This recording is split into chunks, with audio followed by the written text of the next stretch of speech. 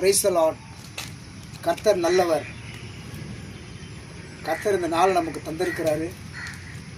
எவ்வளோ பேர் இந்த நாளில் ஜீவனோடு இல்லை, கர்த்தர் நமக்கு ஜீவனை தந்திருக்காரு. எல்லாம் அவருடைய கிருபை.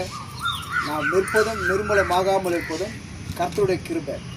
நம்ம இன்றைக்கி விசேஷத்தமானவரை ஒருத்தர் குறித்து நம்ம பார்க்க போகிறோம். யாபேஸ் அவங்க தாயார் ஒரு துக்கத்தோடு தான் அவர் பிறக்கிறாரு.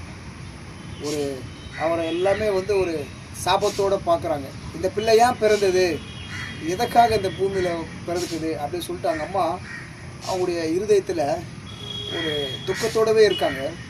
ஆனால் தேவனுடைய பார்வையில் யாபேஸ் ஒரு கனம் பெற்றவர். அவங்க குடும்பத்துக்குள்ளேயே தேவன் யாபேஸை விசேஷித்தமாக ஆசீர்வதிக்கிறார். ஒரு கனமான ஒரு பாத்திரமாக யாபேஸை தேவன் ஆசீர்வதிக்கிறாரு.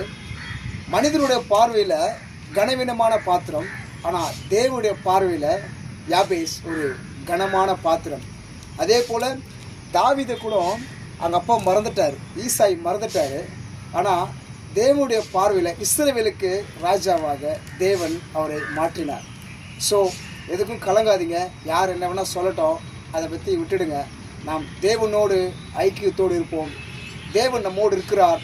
அவரோடு நம்ம பிரயாசப்பட்டு அநேக நேரங்கள் அவருடைய சமூகத்தில் காத்திருப்போம்.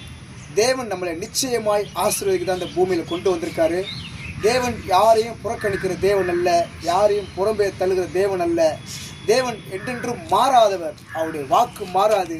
அவருடைய வார்த்தைகள் என்றென்றைக்கும் ஜீவன் உள்ளது. ஒரு மனுஷனை கொண்டு இவ்வளோ பெரிய அற்புதமான காரியங்களாக தேவன் செஞ்சிருக்காரு. உங்களை கொண்டும் தேவன் செய்வார்.